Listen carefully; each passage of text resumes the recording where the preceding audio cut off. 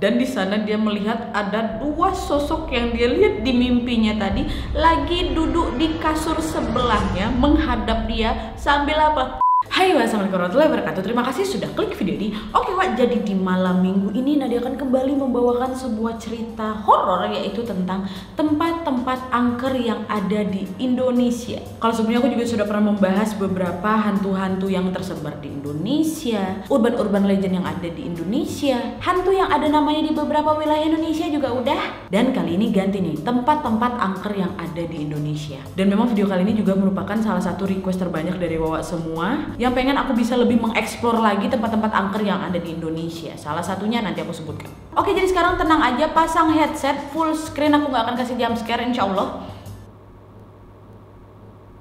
Ya tergantung editor aku, kadang aku juga di jump scare sama dia. Oke, jadi nggak usah lama-lama, sekarang kita langsung masuk aja ke tempat pertama yang dikenal angker di Indonesia. Check it out.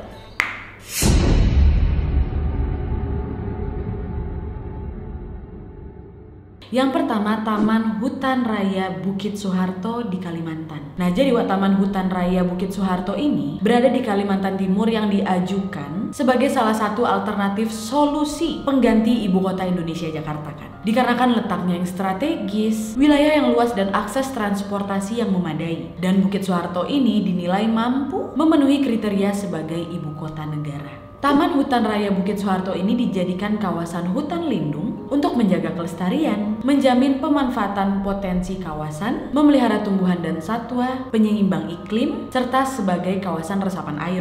Namun di luar kegunaannya dalam menjaga kelestarian flora dan fauna Indonesia, nyatanya Bukit Soeharto ini dipenuhi oleh kisah horor dan mistis. Seperti dulunya nih di sana adalah sumber dari kisah para Romusa yang bekerja pada zaman penjajahan Jepang atau kecelakaan lalu lintas yang terjadi di sekitar kawasan tersebut, Berangkat dari kisah-kisah mistis ini, ada seorang laki-laki yang menjadi saksi mata yang pernah merasakan sendiri pengalaman mistis di Bukit Raya Bukit Soeharto ini. Sebut aja nama pria ini Samsung ya. Sebut aja nama pria ini Samsul ya. Nah, jadi Bang Samsul ini menceritakan pengalamannya ketika dia ini lagi ada dinas di Kalimantan Timur, Kisahnya waktu tahun 2013 lalu, di mana dia ini mendapatkan tugas dari Jakarta ke Samarinda. Karena memang gak dapat tiket langsung terbang ke Samarinda, akhirnya Bang Samsul ini berangkat menggunakan pesawat ke Balikpapan dan melanjutkan perjalanan ke Samarinda melalui darat. Nah, perjalanan darat tuh memakan waktu sekitar 3 jam dari Balikpapan melewati Bukit Soeharto itu. Nah, menurut Bang Samsul sama juga seperti orang-orang lainnya, dia menganggap Bukit Soeharto ini sangat asri. Pemandangannya yang meneduhkan seperti hutan yang ada di ujung Kulon Banten, Karena memang hutan raya ini karena dikelola oleh pemerintah, jadi memang dipenuhi pepohonan yang rindang gitu, jadi asri. Tapi di tengah perjalanan ketika melewati kawasan Bukit Soeharto itu, Samsul ini merasakan suasana yang gak biasa. Tiba-tiba perasaannya kalut, ketakutan, panik. Seakan tempat ini menyisakan kisah seram dan cerita di masa lalu. Dia mengatakan waktu masuk ke wilayah Bukit Soeharto itu, suasananya udah gak enak, auranya campur-campur. Antara sedih, marah, duka, kelam gitu katanya.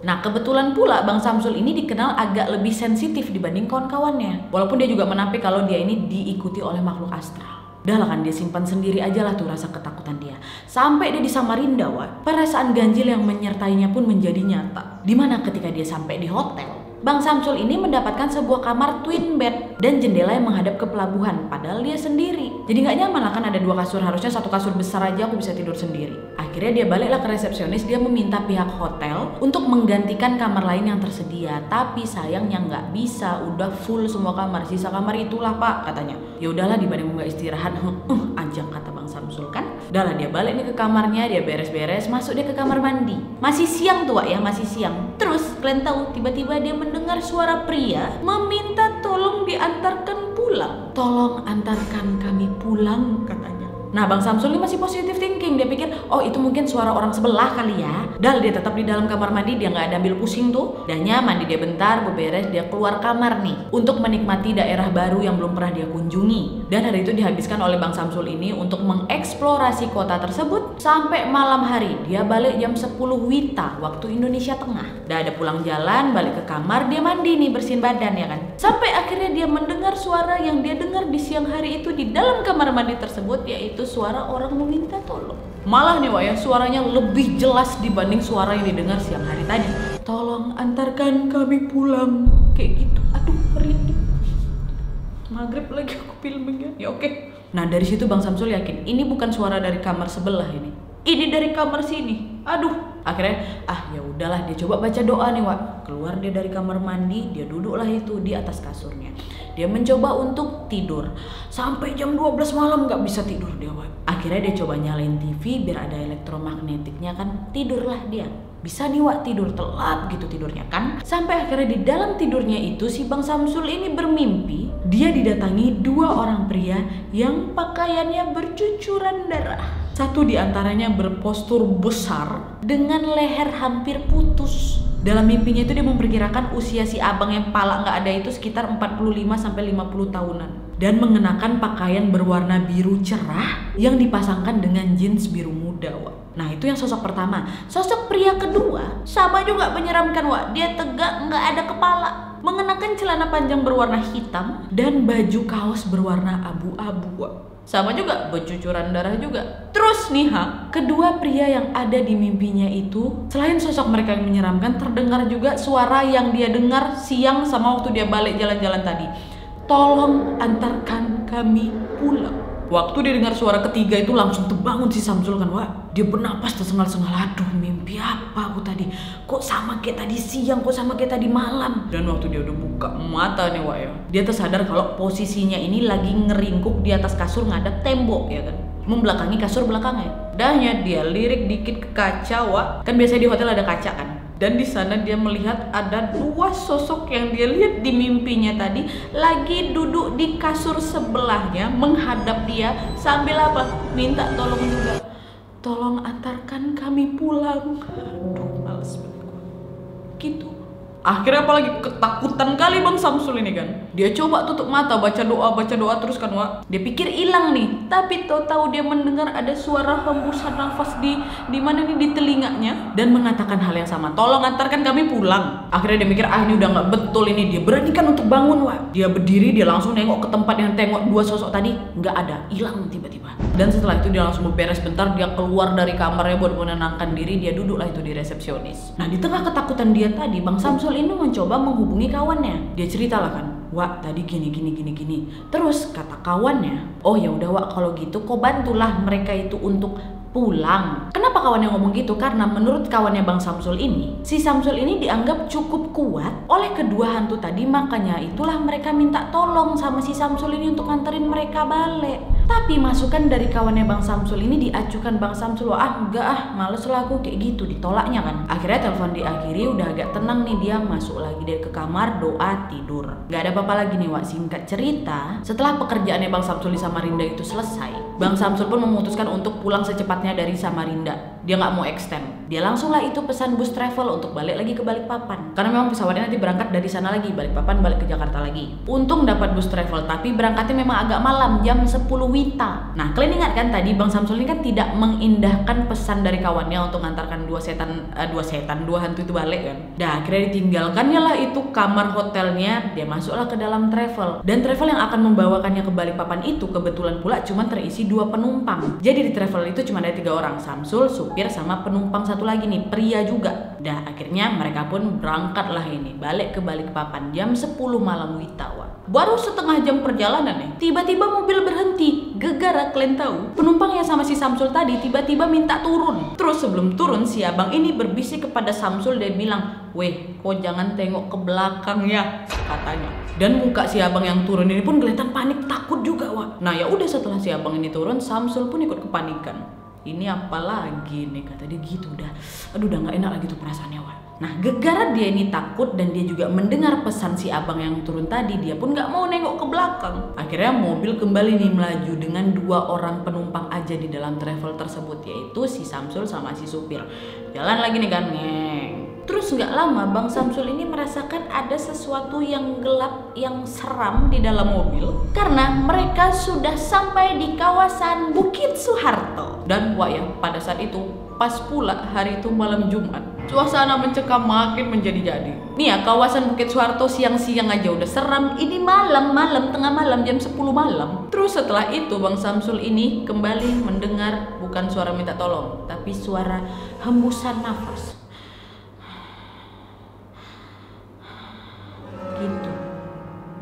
Nah Samsul yang tahu kalau nggak ada orang lain di sana selain dia dan Pak Supir jadi panik, Wak. Dia berusaha tidak menggubris sama sekali. Dia fokus aja, enggak itu nggak kenapa-napa. Enggak. Sampai ya, Wak ya, si Samsul ini mendengar ada suara batuk dan otomatis kepalanya langsung ngadep ke belakang. Dan waktu dia nengok ke belakang, saat itulah dia menyadari bahwa di kursi belakang itu ada siapa? Betul, ada dua pria astral yang dia lihat sebelumnya di hotel. Wah, dan si Samsul langsung lemas. Panik dia, Wak, kayak aku sekarang. Ketakutan yang sangat besar menghantui tubuhnya si Samsul, dan secara otomatis dia langsung ngeremas pundak supir sambil mulutnya kumat kami baca doa, Wak. Nah, menurut Bang Samsul, sosok yang dia lihat ini betul-betul menyeramkan. Dan dia juga mengatakan pada saat itu Pak Supir biasa aja, tapi pas saya remas itu pundak dia nengok ke spion, langsunglah dia tancap gas, langsung ngebut, Wak. Nah, karena Pak Supirnya juga udah ketakutan, dia takut kenapa-napa di jalan, akhirnya Pak Supir ini memutuskan untuk menghentikan mobil di pinggir jalan. Pak Supir sama Samsul keluar langsung dari mobil karena memang mereka ini menepi karena ketakutan, Wak. Nah, waktu itu mereka sadar kalau itu sudah jam 12 WITA. Mereka keluar nih menenangkan diri. Jalanan yang mereka lihat sepi, cuman ada sesekali aja mobil yang melaju kencang. Udahlah Pak ya, kita istirahat dulu ya, katanya. Tapi mereka nggak ngomong apa-apa dulu nih, Wak. Mereka istirahat dulu, tenangin diri dulu ya kan. Nah, baru Pak Supir ini buka pembicaraan. Dia bilang, Pak, sebenarnya saya udah dari awal lihat dua setan tadi. Terus Bapak kenapa nggak bilang saya? Lah saya bilang Bapak takut lah nanti Bapak nggak jadi naik travel ini. Saya yang sendirian balik ke Balikpapan. Ini mobil ditunggu sama orang di Balikpapan, kata dia. Oh ya udah Pak, kita baca doanya. Saya juga lihat kok tadi, kata dia gitu. Bapak bentar ya, saya telepon kawan saya lagi, kata Samsul. Dia telepon balik kawannya yang dia telepon di hotel itu, Wak. Dia bilang lah, Wak, ini nggak betul nih. Aku udah nggak diikutin di hotel aja, tapi ngikutin aku jalan Balikpapan ini, Wak. Dia ceritakan lah itu semua kan. Setelah dia tutup teleponnya, dia balik nih handphonenya masukin ke dalam mobil. Dibukanya mobil, ditaruhnya nih di jok tengah, sepret gitu kan, tutup. Istirahat lagi di luar, nggak berani masuk mobil mereka. Terus ya, ini percaya nggak percaya, kata Abang Samsul ya, sekitar 15 menit setelah handphone tersebut diletakkan ke dalam mobil, pintu mobil tiba-tiba terbuka. Dan nggak sampai situ aja, dua makhluk astral itu langsung keluar, turun dari mobil, menyeberangi jalan raya. Mereka masuk ke hutan, kemudian hilang, Pak, di hutan Bukit Soeharto.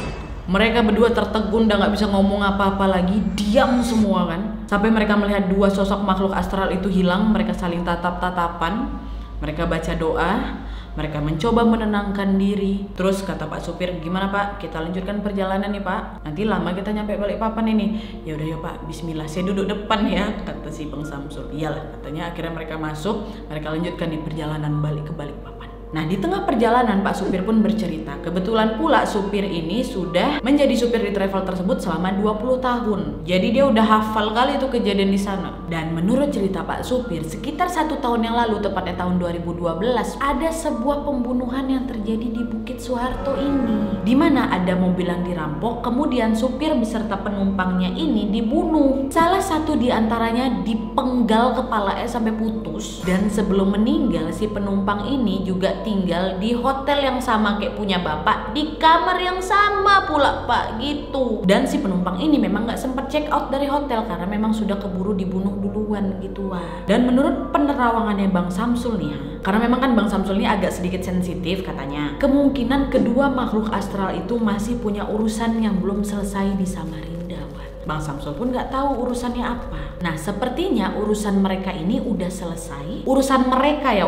bukan mereka pada masa hidup, mereka pada saat sudah meninggal. Nah, setelah urusan tersebut selesai di Samarinda, mereka berniat untuk kembali lagi ke Bukit Soeharto, di tempat mereka dibunuh. Untuk apa? Mungkin nih kata Bang Samsul, untuk menyelesaikan urusan berikutnya. Makanya itulah si kedua makhluk astral itu minta tolong sama Bang Samsul untuk mengantarkan balik mereka ke Bukit Soeharto.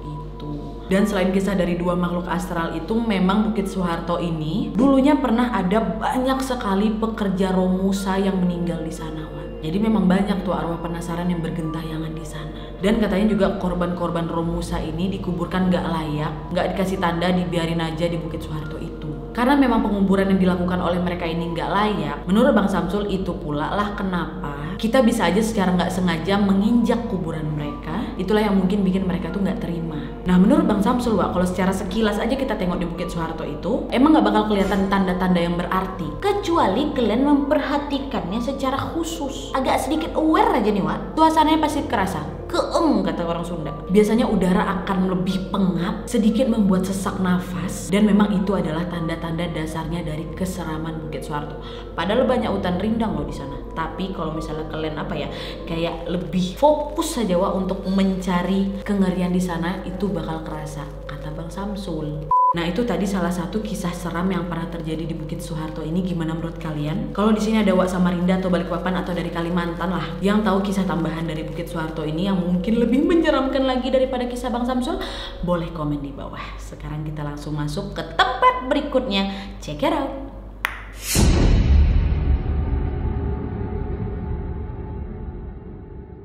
Yang kedua, Genting Apit di Belitung.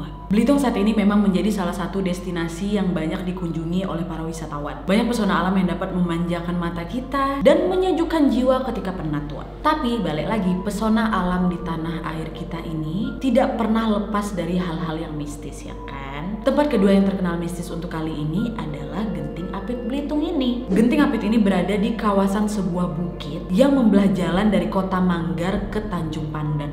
Jalanan ini berbentuk tikungan yang rawan bahaya, membentuk huruf S. Konon menurut penuturan warga setempat nih, dulunya tempat itu merupakan area bertarung para makhluk gaib dengan dukun sakti mandraguna. Nah, katanya makhluk gaib tersebut berupa siluman babi, dan pertarungan ini mitosnya masih berlangsung sampai sekarang. Tapi ya itu nggak dapat dilihat secara kasat mata oleh manusia. Mungkin memang nggak banyak orang yang percaya sama mitos ini, Ya Allah, jadi tempat pertarungan makhluk astral, nggak banyak nih orang yang percaya. Tapi katanya walaupun kalian nggak percaya, tapi kalau misalnya kalian lewat di kawasan itu, kesan pertama ketika melintasi tempat itu adalah langsung merinding. Karena memang aura negatif di tempat itu sangat kuat, Dan juga kawasan Genting Apit yang memang terkenal angker ini sudah banyak memakan jiwa. Dari banyaknya para pengunjung yang selamat di rute tersebut mengatakan, selain memang tikungan itu tajam, konsentrasi mereka langsung akan berkurang, bahkan buyar, Karena apa? Karena katanya ada sosok makhluk astral yang tiba-tiba muncul di mereka. Nah, menurut mitos yang beredar nih, sosok makhluk halus yang mengganggu manusia tersebut adalah ya tadi si siluman babi tadi. Nah, katanya nih kalau misalnya kalian lewat situ tiba-tiba ada hembusan angin yang kuat tiba-tiba, atau merasakan hal lainnya yang terkesan aneh. Nah, itu berarti siluman babi tadi datang, By the way, siluman babi itu di sana disebut limpai. Nah, berarti si limpai itu udah datang gitu katanya. Nah, ada satu pengalaman dari seorang pria yang lagi melancong ke Belitung dan melewati Genting Apit tersebut, Di tengah perjalanan, si abang ini ngobrol lah kan sama kawan-kawan seperti biasa. Tiba-tiba Pak supir yang bawa mobilnya ini bilang, "Mas, kita berhenti ngobrolnya dulu ya waktu di tikungan depan. Nantilah saya ceritakan waktu udah lewat ya, Mas," kata Mas supir itu. "Berhenti bentar ya ngobrolnya," katanya. Nah, gara-gara pernyataan dari si abang driver ini buat si abang tadi agak ada apa ini? Penasaran dia kan. Kenapa kita harus diam? Apa suara kami ini bisa mengganggu konsentrasi si supir waktu lewat tikungan ini? Kan enggak. Perasaan kami enggak teriak-teriak aja kok. Kenapa ya? Katanya gitu. Tapi si abang ini pun mengikuti permintaan dari si supir. Waktu lewat tikungan Genting Apit itu diam mereka ini. Diperhatikan sama si abang ini kan, di sisi kiri kanan cuma ada hutan dengan keadaan yang sangat gelap dibanding jalan sebelumnya yang masih terang kena sinar matahari. Tapi waktu masuk tikungan itu gelap gitu kan, dia diam aja nih. Oh, ini jangan-jangan ada apa-apa ini, kata si abang itu kan. Betul aja, akhirnya udah lewat nih dari si tikungan itu.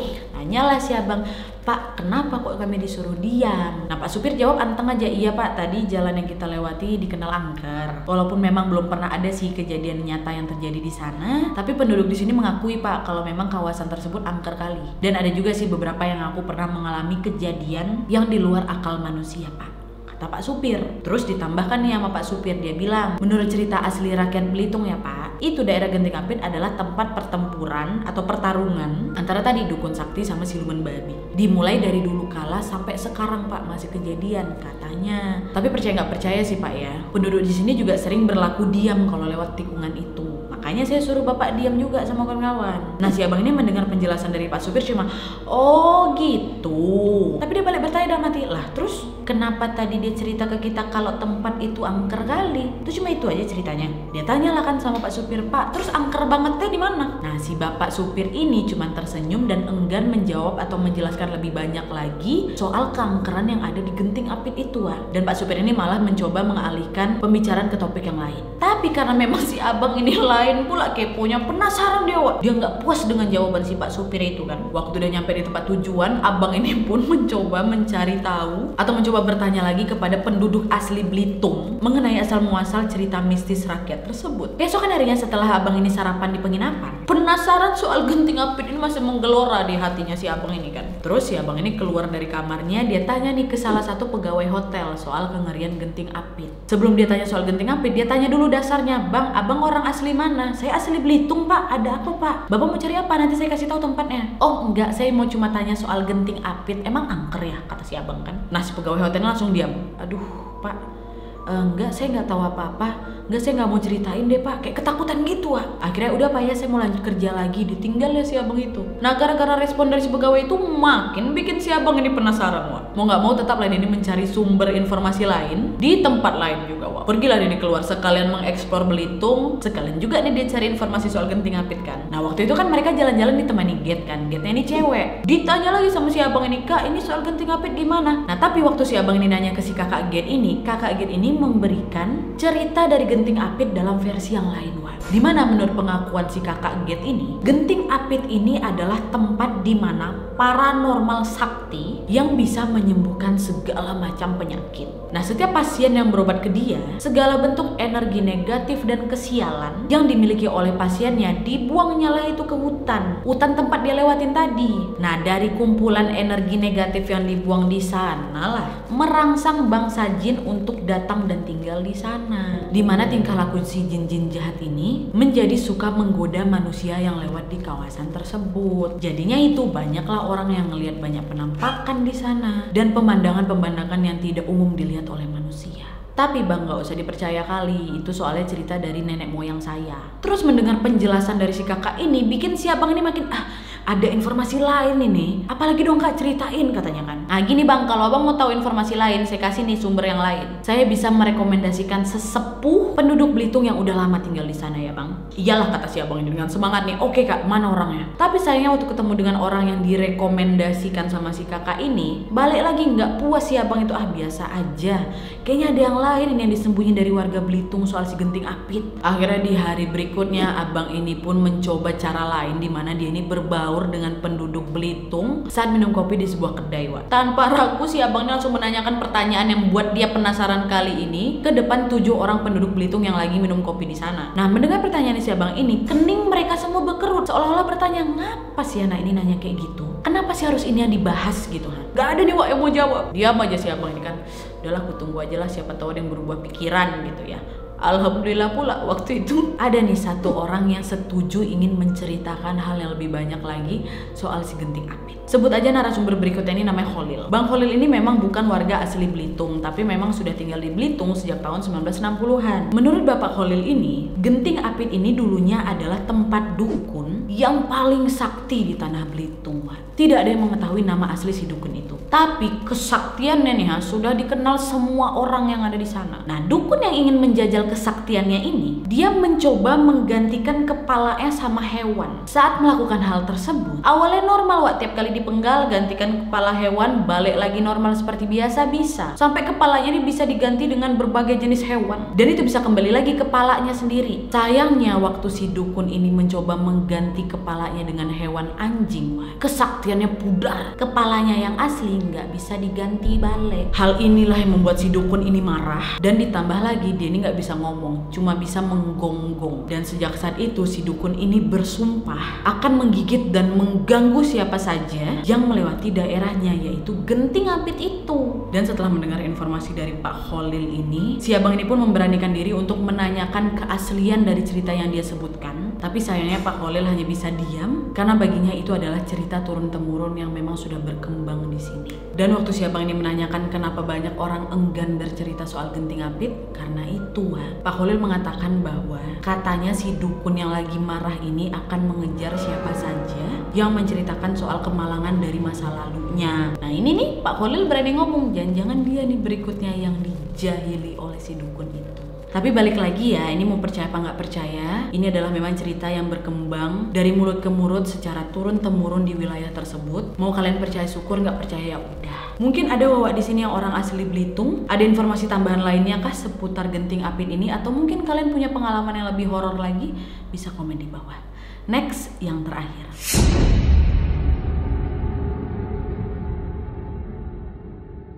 Yang terakhir, Menara Saidah.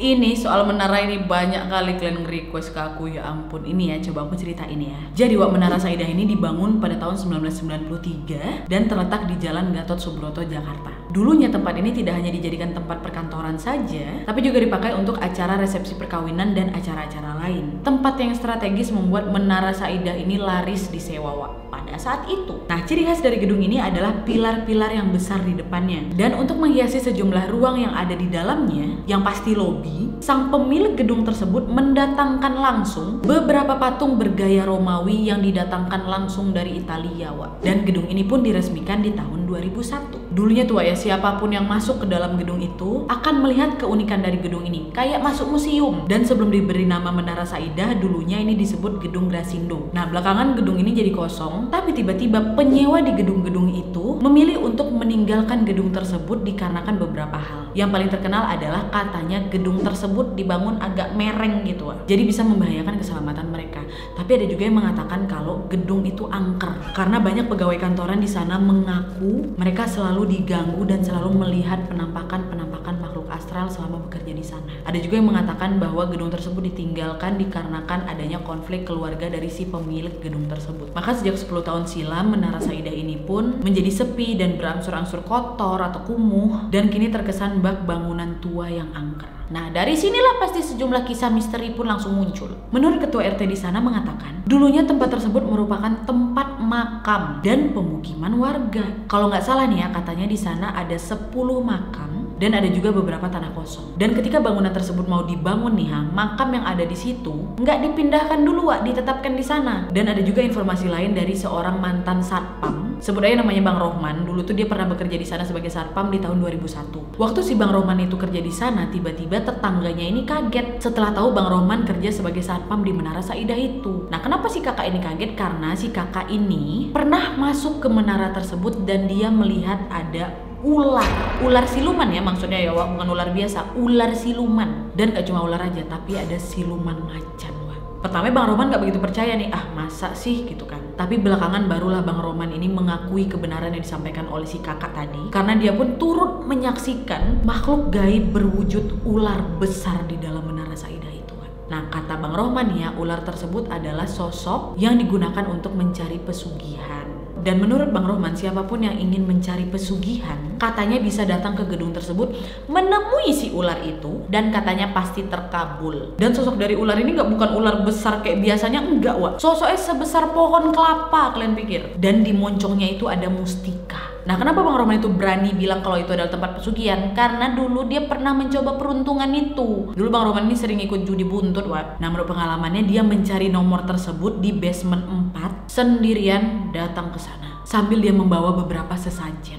Dan katanya sih betul, ular itu ngasih dia nomor terus top chair gitu loh, keluar nomor ya. Pada saat itu Bang Roman mengaku dia terpaksa melakukan itu karena memang gajinya minim kali di sana. Jangan ditiru nih ya, gak baik nih, gak boleh. Musyrik kalian, gak diampuni dosamu nanti. Nah, sekarang kita balik lagi ke keadaan dalam dari gedung itu, Nah, Menara Saidah ini kan udah ditinggalkan dari lama tuh, sejak tahun 2009 kalau nggak salah. Tapi biar kalian tahu, memang ada beberapa perabotan-perabotan yang sengaja ditinggalkan di dalam sana, nggak dibawa keluar, dibiarin aja di situ. Kalian ingat kan kayak cerita rumah sakit Gonjiam yang dulu pernah aku ceritain? Sama kayak rumah sakit Gonjiam, semua perabotan ditinggalkan aja di situ. Bahkan nih ada kartu nama pemilik gedung yang masih ditinggalkan di sana. Ada berkas-berkas, aset-aset kantor, kayak meja, kursi, komputer, bahkan patung-patung yang diimpor dari Italia tuh masih ada di sana, walaupun pasti tetap menyeramkan. Terus ada kisah mistis lainnya dari beberapa saksi, di mana cerita mistis di Menara Saidah ini dialami oleh 2 orang satpam yang bertugas di gedung ini pada saat masih beroperasi. Nah, salah satu satpam itu mengatakan bahwa dia ini didatangi oleh seorang perempuan menggunakan baju berwarna merah, meminta salah satu satpam ini untuk mengantarkannya menjemput adiknya di lantai 14. Waktu si satpam sama si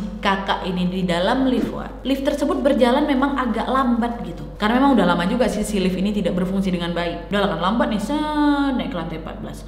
Sampai di lantai 14, si satpam ini bilang, udah sampai Bu, monggo. Waktu dia nengok ke belakang, perempuan yang sama dia dari tadi, nggak ada, hilang. Dannya kan astagfirullah, aku dari tadi sama siapa tuh, mikir satpam ini kan. Langsung lah dia turun lagi, dia baca doa kan. Turun lagi dia nih ke pos satpam, temuin kawan dia. Dia berniat untuk menceritakan apa yang dia alami. Waktu dia nyampe ke pos satpam itu, dia tengok kawannya pingsan kawan yang tadi tua, padahal dia yang jalan sama hantu. Tapi kenapa si kawannya ini pingsan? Karena kawannya mengaku pada saat kau pergi ngantarin si cewek ini pergi, 5 menit kemudian cewek itu balik lagi, tapi keadaannya sangat-sangat menyeramkan, dimana wajahnya berdarah dan belakangnya bolong. Kata dia gitu, pingsan lah dia habis itu, Wak. Nah terus ada lagi nih kisah lain, masih di dalam lift juga, Wak. Nah sebelum gedung ini resmi ditutup, beberapa lantai memang terlihat sepi karena memang ada beberapa perusahaan yang tidak ingin melanjutkan sewaannya di gedung tersebut. Nah waktu itu adalah nih seorang karyawan yang hendak mengambil beberapa dokumennya yang tertinggal di ruangannya tersebut menggunakan lift. Setelah sampai di lantai yang dituju, dia menemukan bahwa lantai tersebut kosong, udah kayak nggak berpenghuni, padahal yang dia tekan adalah lantai di tempat dia bekerja. Harusnya masih ada dong perabotan-perabotan kantornya seperti biasa, ini nggak ada, kosong. Kaget dia kan, dia masuk balik lagi nih ke lift. Dan pada saat mencoba tekan tombol dasar nih, Wak, nggak mau. Pintu lift tertutup, lift nggak bergerak, dan seketika lampu lift langsung meredup. Dan kalian tahu, karyawan itu kemudian mendengar suara desahan nafas yang berat kali di belakang. Aduh, kenapa gue merinding? Di belakangnya, dan suara desahan berat tersebut pun berubah menjadi suara tangisan wanita. Gitu, langsung lah panik si abang ini kan, dia pencet pintu lift itu biar buka, langsung lari dia turun dari tangga darurat. Dia ceritakan hal tersebut ke satpam, dan satpam tersebut terlihat tidak begitu kaget. Ini satpam yang lain ya, bukan satpam yang tadi. Satpam tersebut yang mengatakan, udah Pak, itu udah biasa kok di sini. Udah Bapak baca doa aja, insya Allah nggak kenapa-napa. Dan terakhir nih ada pengalaman yang lain lagi. Kalian masih ingat kan kata ketua RT di sana kalau Menara Saida itu dibangun di atas sebuah makam yang nggak dipindahkan. Nah hal inilah yang kemudian dihubungkan dengan sebuah kisah mistis yang berkorelasi dengan keberadaan penampakan keranda mayat di sana, Wak. Dimana pada saat itu adalah ini sekelompok anak muda ingin merasakan fenomena mistis di Menara Saida itu. Mereka datang jam 7 malam, Wak, nggak begitu malam, dan menggunakan lift untuk mencapai lantai ketiga.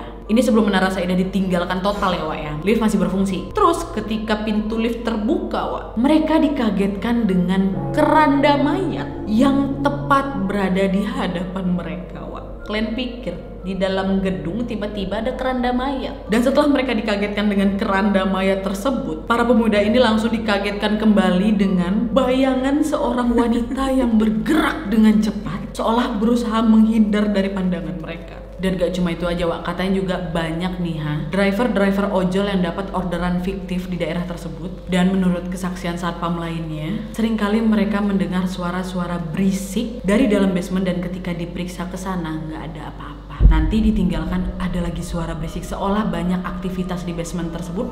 Balik dicek lagi nggak kenapa-napa, kayak gitu aja terus, Wak. Oke, Wak, jadi itu tadi beberapa kisah-kisahnya. Gimana menurut kalian? Mungkin di sini ada beberapa dari kalian yang punya pengalaman lain soal tempat-tempat angker yang aku sebutkan tadi, atau mungkin ada informasi tambahan yang tidak aku sampaikan, boleh sekali ditambahkan di bawah. Dan sekali lagi aku ingatkan, kisah yang aku sampaikan ini adalah kisah yang hanya berkembang dari mulut ke mulut saja. Memang tidak ada bukti otentik atau bukti nyatanya, dan semua kembali lagi kepada kalian mau percaya atau tidak ya, Wak ya. Dan please komen di bawah tempat-tempat angker mana lagi di Indonesia yang menyimpan kisah yang lebih seram lainnya. Barangkali mungkin di next video aku bisa bahas. Oke, Wak, jadi sekian dulu videonya. Terima kasih yang sudah menonton. Kalau kalian suka video ini, klik like-nya. Jangan lupa komen di bawah untuk ide dan saran-saran untuk video selanjutnya. Jangan lupa nyalain notifikasinya supaya kalian tahu kalau aku upload video baru. And as always, jangan lupa untuk klik tombol subscribe supaya kalian sama-sama tahu informasi menarik dan menegangkan dari channel aku. See you next video, Wak. Bye.